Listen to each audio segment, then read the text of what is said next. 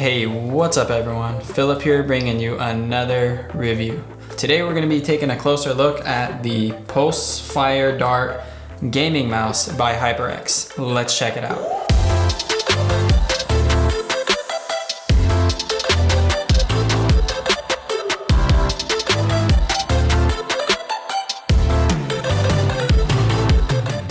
So, with the end of the year coming to a close, a lot of tech companies start to release their big guns or a lot of their tech products for the holidays. And HyperX is releasing this gaming mouse that is wireless with a 1 millisecond delay time. So let's kick things off by checking out what was inside the box. So inside the box we got the mouse, of course, a 5.5 foot USB to USB-C cable, a USB receiver dongle that allows for you to bring the dongle close to the mouse for better connectivity. We'll get into that a little more later in the video. And last but not least, a quick start guide with some basic instructions on how to use the mouse. Let's get into the mouse itself now. So as always, we're gonna start off with the design and the build quality of the mouse. So we're gonna see here that it comes in all black, and this mouse doesn't come in any other color options. On the side of the mouse, you get two durable plastic buttons.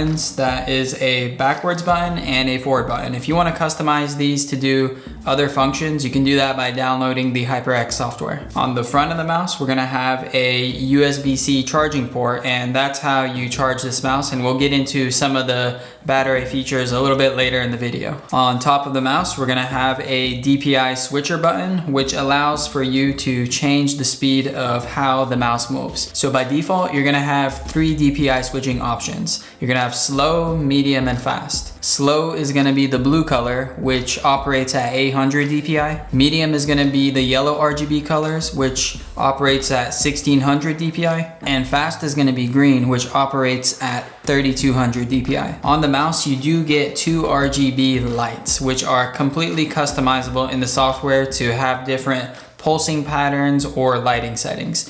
You get the lights on the back of the mouse here and inside of the scroll wheel, which I think looks pretty cool. And speaking of the scroll wheel is made of this rubber material, which really helps with that grip if you're doing some fast-paced, sessions and you really, don't want to mess up with the plastic grip scroll wheel. This is gonna really add for that extra grip when you need that scroll wheel. On the side of the mouse, we also get this leather grainy material, which is pretty nice when you're trying to actually grip the mouse and have control while using it. And this is especially useful when you're doing some fast-paced, moving around or clicking and you really got to grip your mouse hard. So I find this to be pretty comfortable. And if you actually squish the leather material on the mouse, it feels kind of nice because your finger sinks in and it's just pleasant. Now let's touch up on a little bit of the comfort and usability of the mouse. So you're gonna notice that this is a right-handed mouse, not an ambidextrous mouse. So if you're lefty, you may have to look elsewhere. This mouse might not be a good option for you. But with this mouse, you do have 2 gripping options. You get the palm grip, which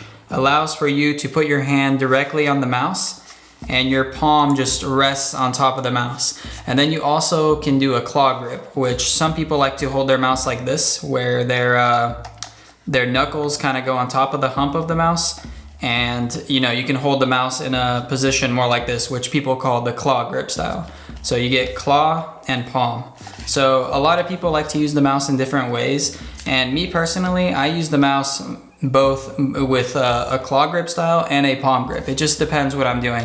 If I'm just casually using the computer, I like to just palm it because it adds for more comfort and just endurance with long time use. Because if you're claw gripping your mouse most of the time, your hand's gonna get pretty tired pretty quickly because your fingers are up in the air and the muscles in your fingers are just gonna get a little tired. Something that HyperX thought of with the gripping styles, whether you're doing the palm or claw, is the clickers themselves. So whether you're pushing on the very back part of the button or on the very front, you're gonna get the same sensitivity level of clicks. So you don't have to push extra hard if you're pushing on the back of the mouse. It's gonna feel equivalent whether it's on the back or on the front of the mouse. You're not gonna feel like that you have to add a little bit more pressure when you click the mouse. I know on my other mouse that I use at the computer, the Logitech MX3, on that one I have to push the back of the mouse a lot harder than I do on this one to register a click. So that's definitely a cool feature HyperX thought of for those users that you like to do the claw grip sometimes or the palm grip, because your fingertips are either on the front of the mouse or on the top of the clickers over here. And speaking about the comfort of this mouse, it is a pretty lightweight mouse, I would say. Not too light and not too heavy. It weighs in at 110 grams. So you're not gonna feel like you have to add a lot of extra muscle when using this mouse. And here's a little sound test for you guys to see what this mouse actually sounds like. So here's a regular right click. Here's a left click. Here's a middle mouse button click. Here's a scroll. Here are the side buttons. And here is a shake test. So it does have a little bit of sound when you shake it, but that's just the scroll wheel slightly wobbling around. Overall, I would say a fairly solid build quality mouse, especially since this whole thing is made of plastic, which really adds to the lightweightness of the mouse. Now let's talk about some of the accessories that the mouse actually came with. So it came with this dongle over here. It's rated at 2.5 gigahertz, which allows for a 1 millisecond delay time between the computer and the mouse. So it's pretty quick. 1 millisecond is pretty much unnoticeable. So it's as if you're using a wired mouse. After using this mouse for quite a bit of time, I noticed no delay at all. And if that's something you're concerned with, I wouldn't be, because I really can't tell the difference between the delay on this time and some of the other wireless mouse I've been using. It's pretty noticeable in some mice out there, but most gaming grade mice, you're really not going to notice the wirelessness delay time. It's also recommended with this dongle that you keep it no more than 20 centimeters away from your mouse. So that's like, I don't know, roughly this far away. So if your computer is under your desk, it came with this adapter here that you plug the USB cable into. And then once you plug the USB cable in, it also comes with a USB-C cable that plugs into here. And you can really position this wireless receiver to be pretty close to your mouse. So I would recommend using the cable with the receiver if your computer is maybe on the floor and a little further away on your mouse. But if your computer is kind of like sitting on your desk next to your mouse, you won't really have to use this whole adapter setup. You can just plug in the USB cable on your computer, and as long as your mouse is pretty close to the USB receiver, you shouldn't have any issues with that 1 millisecond delay time. Try to keep this thing as close as you can to your mouse.